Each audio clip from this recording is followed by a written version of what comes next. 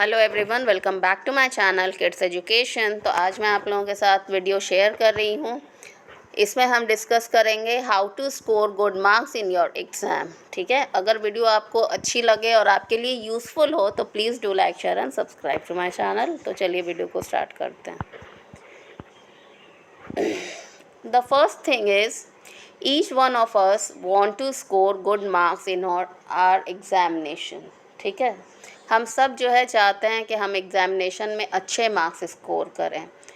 तो ऐसा हम क्यों चाहते हैं? ठीक, क्योंकि ये जो एग्ज़ाम होता है, ये जो स्टडी है, ये जो भी चीज़ें हम पढ़ते हैं, ठीक, ये चीज़ें सिर्फ हमसे रिलेटेड नहीं होती हैं। We are also working hard as a student. बच्चे जो है पढ़ते हैं, ऑनलाइन क्लासेस हो रही हैं, उतनी देर वहाँ पर बैठना, या फिर ऑफलाइन हो तो स्कूल जाना आना, बहुत सारी चीज़ें हैं। मेहनत करते हैं बच्चे, पढ़ते हैं, और आपके साथ जो टीचर आपको पढ़ाते हैं उनकी भी मेहनत होती है ना। वो भी चाहते हैं कि अगर उन्होंने जिस जिस स्टूडेंट को पढ़ाया, जिसको भी पढ़ाया है, वो एग्ज़ाम में क्या लाएं, अच्छे मार्क्स लाएं। और सबसे ज़्यादा मेहनत आपसे और हमारे टीचर, उनसे भी ज़्यादा मेहनत कौन करता है? हमारे पेरेंट्स करते हैं। हमारे पेरेंट्स क्या चाहते हैं कि हम अच्छे से पढ़ाई करें, और जब रिज़ल्ट आए तो हम उसमें क्या रिफ़्लेक्ट होना चाहिए कि हमने वो पढ़ाई सही से की है। गुड मार्क्स का मतलब यही है कि जो भी चीज़ हमने पढ़ी है साल भर, उसको हमने सही से जो है वो चीज़ें, सारी चीज़ें हमारे माइंड में हैं। ओके, तो ये सारी चीज़ें हमको अपने माइंड में रखनी चाहिए। और एज अ स्टूडेंट आपकी ये रिस्पॉन्सिबिलिटी होती है कि आप जो भी काम कर रहे हैं उसको सही से करें। आप पढ़ाई कर रहे हैं, आप सही से करें।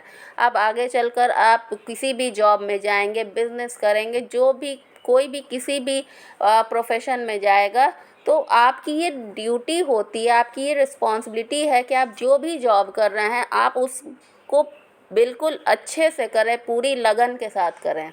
तो अभी आप छोटे हैं, अभी आपका काम क्या है? पढ़ना काम है। तो इसमें भी आपको अपना 100% देना। ओके, इसके बाद कुछ जो इम्पोर्टेंट पॉइंट्स हैं जो कि हमें याद रखनी है। सबसे पहला जो पॉइंट है, that is go through the syllabus and prepare a time table. सबसे पहला जो काम हमें करना, हमें अपना सिलेबस पढ़ना होता कि हमारे सिलेबस में क्या, हमारे एग्ज़ाम में एक्चुअली में आ क्या रहा है, कौन कौन से चैप्टर्स आ रहे हैं, कौन कौन से यूनिट्स आ रहे हैं, कौन कौन सा टॉपिक है जो हमें पढ़ना है। अब सिलेबस जब हम पढ़ेंगे तो हमें पता चलेगा कि इसमें से क्या चीज़ें हम पढ़ चुके हैं, जो चीज़ें हमें अच्छे से आती हैं, या क्या चीज़ हमको अभी पढ़ तो लिया है लेकिन उतने अच्छे से हमने अभी प्रिपेयर नहीं किया उसको, या क्या चीज़ हमने बिल्कुल ही नहीं प्रिपेयर किया। ये सारी चीज़ें हमें कब पता चलेंगी? जब हम सिलेबस को पढ़ेंगे। और उसके बाद आपको अपना टाइम टेबल बनाना है। टाइम टेबल बहुत ही ज़्यादा इम्पॉर्टेंट है। मैं टाइम टेबल के लिए भी एक वीडियो डाल दूँगी कि किस तरह से आपको अपने एग्ज़ामिनेशन के लिए टाइम टेबल को प्रिपेयर करना। ठीक है, जो भी टाइम आप क्लासेस करते हैं, क्लास करने के बाद थोड़ा रेस्ट करेंगे, उसके बाद जो है एटलीस्ट 3 से 4 घंटा आपको पढ़ाई करनी है। ओके, इसके बाद है try to understand the content, do not follow rote memorisation. जो भी चीज़ आप पढ़ रहे हैं उसको आप क्या समझें, समझ के पढ़ने की कोशिश करें। रट्टा ना लगाएं कि रट लिया और उसके बाद पता चला कि थोड़ी देर बाद जो है दिमाग से सब आउट हो गया। रट्टा नहीं लगाना, समझ के पढ़ना है। Do more and more practice. जितना आप प्रैक्टिस करेंगे उतना ज़्यादा आपके लिए यूज़फुल होगा। अगर आप मैथ्स में वीक हैं या किसी भी सब्जेक्ट में वीक हैं तो उसका ज़्यादा से ज़्यादा प्रैक्टिस करिए। ठीक, अगर आपने डेसिमल कर लिया है तो बुक के जितने एक्सरसाइज हैं उसको कर लीजिए, बुक में जितने एग्जाम्पल्स दिए होते हैं उसको कर लीजिए। उसके अलावा भी नेट पर बहुत सारे वर्कशीट्स आते हैं, उसको सॉल्व करिए। इससे क्या होगा कि जितना आप प्रैक्टिस करेंगे उतना आप अच्छा समझ पाएंगे। Be consistent. ये नहीं होना चाहिए कि आज हमने 1 घंटा पढ़ लिया, छोड़ो कल 5 घंटा पढ़ लेंगे, ऐसा नहीं है। अगर आपने 2 घंटा फिक्स किया है पढ़ने के लिए तो आपको एवरी डे 2 घंटा पढ़ना ही पढ़ना है।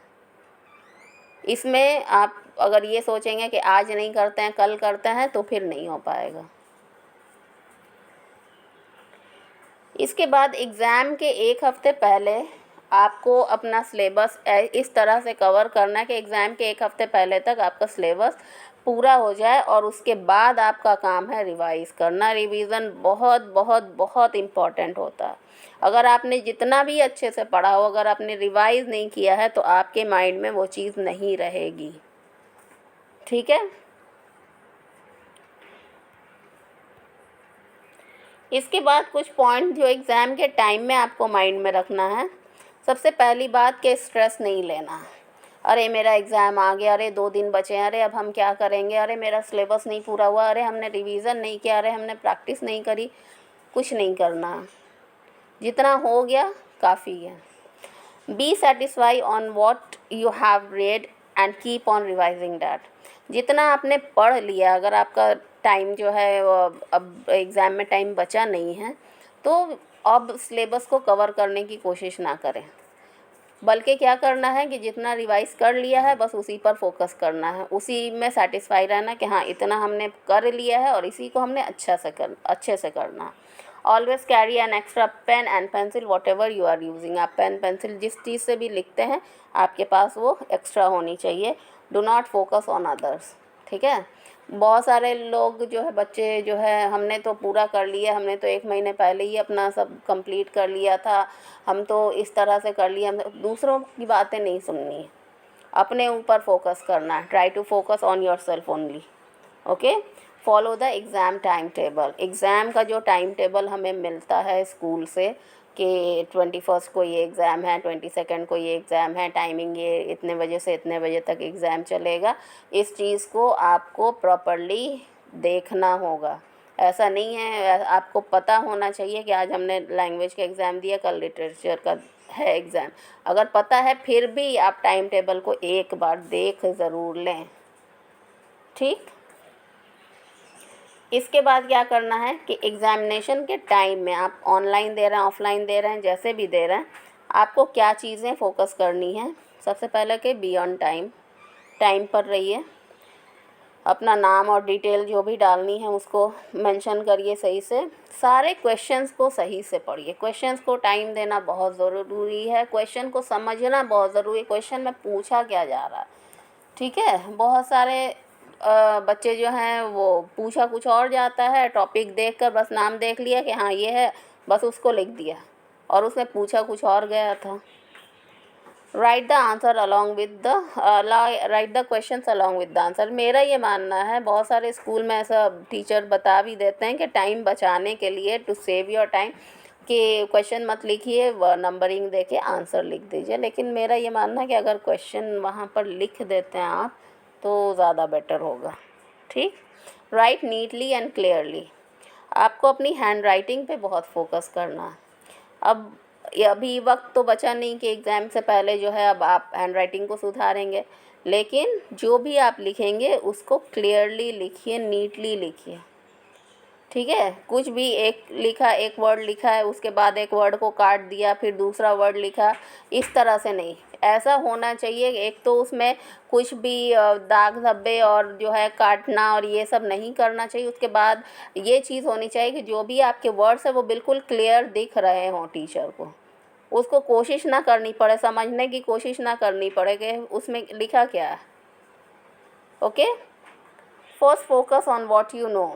सबसे पहले फोकस करना है जो चीज़ें आपको आती हैं आप उसको पहले सॉल्व करेंगे, जो चीज़ें नहीं आती वो बाद में देखी जाएंगी। Use last 10 minutes to revise the answer you have written. और हमेशा आंसर लिखने के बाद उसको रिवाइज ज़रूर करें, ज़रूर ज़रूर ज़रूर। ये बहुत ही इम्पॉर्टेंट पॉइंट है। ठीक है। आप क्लास के किसी भी क्लास का एग्ज़ाम दे रहे हैं, आप बोर्ड्स के एग्ज़ाम देने जा रहे हैं, ये सारी चीज़ें आपके लिए बहुत ज़्यादा इम्पॉर्टेंट होंगी। और आई होप कि आप लोगों के लिए वीडियो यूज़फुल होगा। आप सभी को गुड लक आपके एग्ज़ाम्स के लिए। Thanks for watching. अगर वीडियो अच्छी लगी हो तो प्लीज़ लाइक करिएगा और अपने फ्रेंड्स के साथ शेयर करिएगा। Thank you so much.